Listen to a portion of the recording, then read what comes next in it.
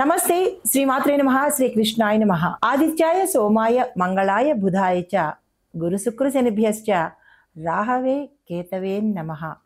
అంటే మనకి ఖగోళంలో నవగ్రహాలు ఉన్న విషయం అందరికీ తెలిసిందే. కానీ ఈ నవగ్రహాలు అనేవి ప్రతిరోజు మనకి చలనాలు చేస్తూ ఉంటాయి. ఒక రాశి నుంచి ఇంకొక రాశిలోకి వెళ్తాయి, ఒక స్థితి నుంచి ఇంకొక స్థితిలోకి వెళ్తాయి. ఒక్కొక్కసారి మనకి ఈ గ్రహాలు సంయోగం కూడా చెందుతూ ఉంటాయి.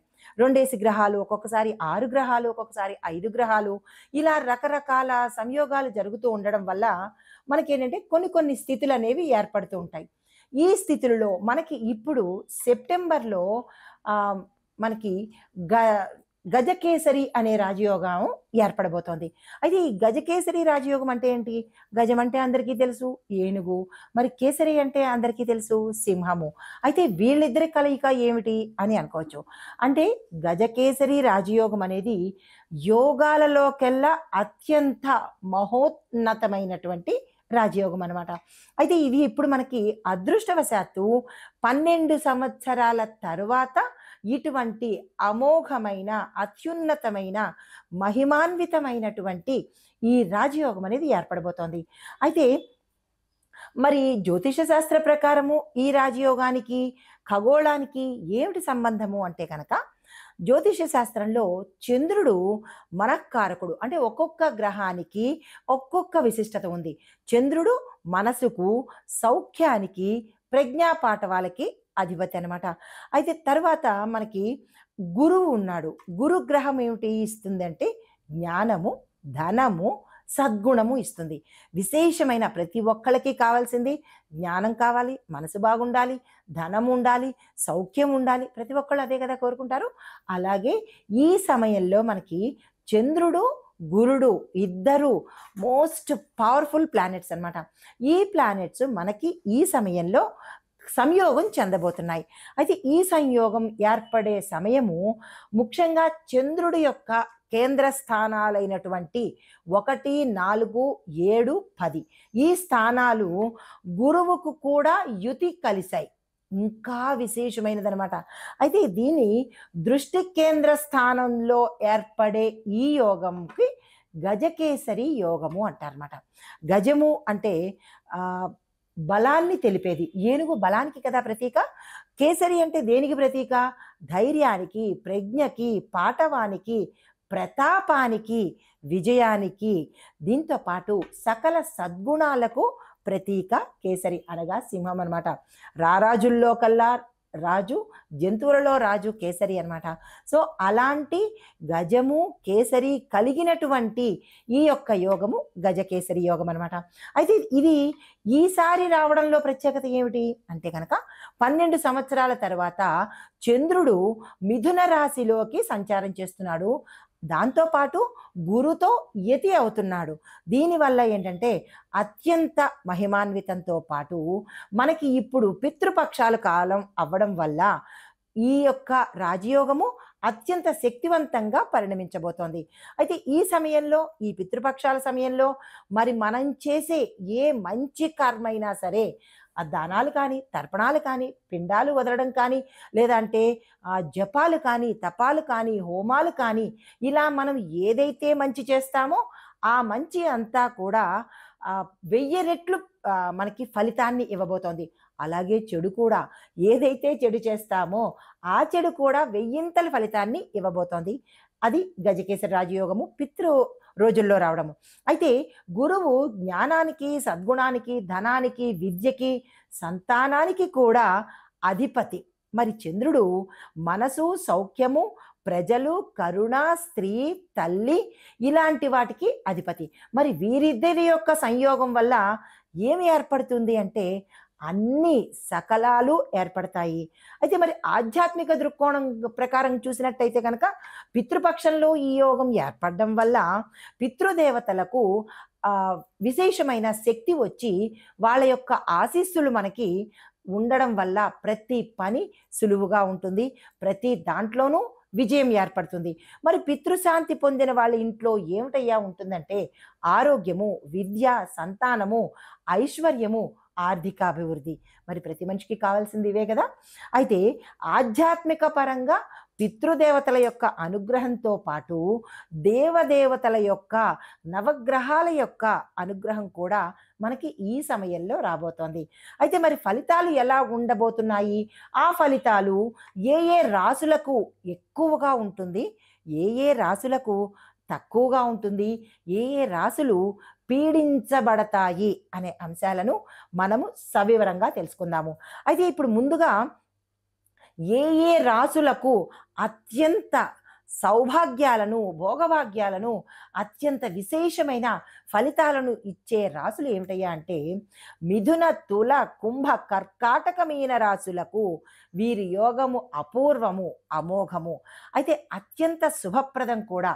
అయితే మరి వీరికి ఏమిటి ఇస్తున్నాడయ్యా అంటే కనుక విద్య, వ్యాపారాభివృద్ధి, ఆర్థికాభివృద్ధి, కుటుంబ సౌఖ్యము, సంతాన సౌఖ్యము, దాంపత్య సౌఖ్యాన్ని ఈ సమయంలో ఈ రాశుల వాళ్ళు పొందబోతున్నారు.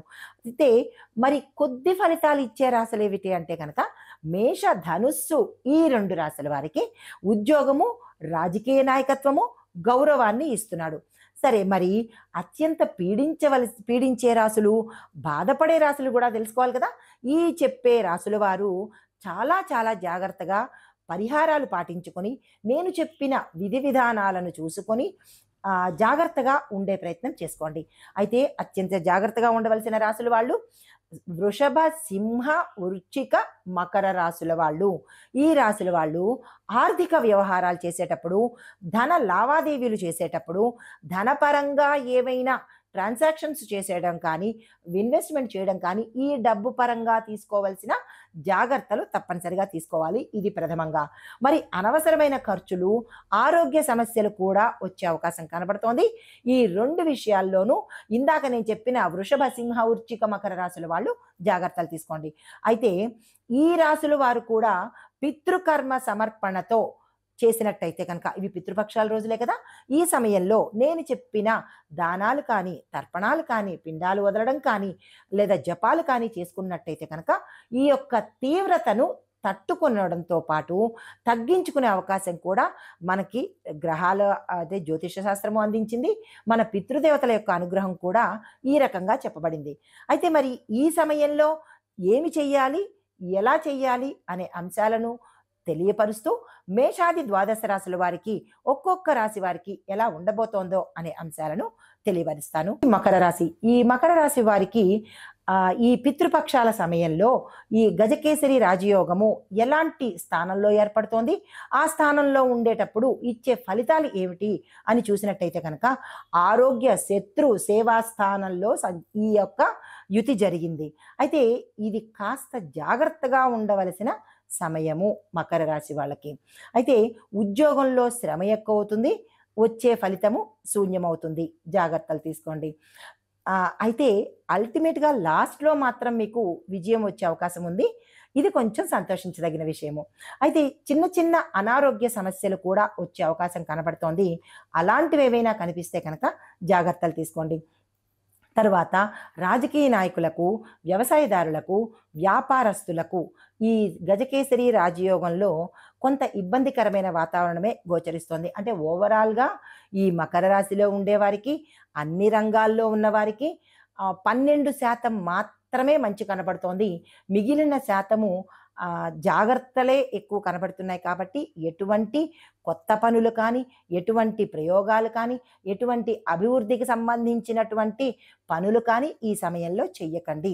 భూమి కొనడం కానీ, గృహం కొనడం కానీ, ఇలాంటివి ఏవి కొత్తగా అనేది చెయ్యకుండా ఈ సమయాన్ని జాగ్రత్తగా సర్దుబాటు ధోరణిలోనే వెళ్ళినట్టయితే మంచి జరిగే అవకాశం కనబడుతోంది. సాధ్యమైనంత వరకు దేవాలయ సందర్శనం చేసుకోవడము, భగవన్నామస్మరణ చేసుకోవడము, వీలైతే జపం చేసుకోవడము, పితృదేవతలకు మీ యథాశక్తి వాళ్ళని తలుచుకొని పిండ ప్రదానాలు కానీ, తర్పణాలు కానీ ఇచ్చినట్టయితే వారి యొక్క అనుగ్రహంతో కొంత గుడ్డిలో మెల్ల అన్నట్టుగా కొంత మంచి జరిగే అవకాశం కనబడుతోంది. ఈ మకర రాశి వాళ్ళు ఈ ప్రయత్నాన్ని చేసుకోండి. అయితే మరి మీరు ఇవ్వవలసిన దానాలు ఏంటంటే కనుక పేదవారికి దేవాలయం దగ్గర కానీ, ఆ పరిసర ప్రాంతాల్లో కానీ, ఎక్కడైనా కానీ ఉప్పు, నల్ల నువ్వులు దానంగా ఇచ్చే ప్రయత్నం చేయండి. గుర్తుపెట్టుకోండి, మర్చిపోకండి. ఉప్పు ఎంతైనా మీ శక్తి కొద్దీ ఉప్పు తీసుకోండి. నల్ల నువ్వులు మీ యథాశక్తి తీసుకొని ఈ 2 దేవాలయ పరిసర ప్రాంతాల్లో ఉన్న వారికి దానంగా ఇచ్చేసుకోండి. తర్వాత శివుడికి సోమవారం పూట మీ పేరిట అర్చన చేయించుకునే ప్రయత్నం చేసినట్టయితే కనుక ఇటు నవగ్రహాలకు సంబంధించిన అనుగ్రహంతో పాటు మీ పితృదేవతల యొక్క అనుగ్రహం కూడా సంపూర్ణంగా కలిగే అవకాశం ఉంది. ఇప్పుడు ఈ గజకేసరి రాజయోగము మనకి రాసులకేనా, లేదా అంటే దేశకాలమాన పరిస్థితులు, రాజకీయ, న్యాయ, ఆర్థిక, సామాజిక రంగాల వారికి కూడా ఎట్లా ఉండబోతోంది, వ్యవసాయ పరంగాను వాతావరణ పరంగాను ఎలాంటి ప్రభావాలు చూపిస్తున్నాయి, ఈ చంద్రుడు గురుడు ఇద్దరు కలిసి ఈ ఏర్పడే మిథున రాశిలో ఏర్పడేటటువంటి ఈ యొక్క గజకేసరి రాజయోగంలో దేశకాలమాన పరిస్థితులు ఎలా ఉంటాయి అనే అంశంలో చూసినట్టయితే కనుక ముందుగా రాజకీయ రంగం చూస్తే దేశంలో రాజకీయాలు సంబంధించినటువంటివి విపరీతమైన మార్పులకు, చర్చలకు, కీలకమైన నిర్ణయాలు తీసుకోవడానికి, న్యాయపరమైన పరిణామాలు జరగడానికి దోహదపడుతోంది మొదటి పాయింట్. తర్వాత ప్రజాస్వామ్య వ్యవస్థ మీద ఎక్కువగా విశ్వాసం పెరిగేటట్టుగా ప్రజలకు కానీ ఇతరులకు కానీ ఎక్కువ విశ్వాసం అనేది పెరుగుతుంది.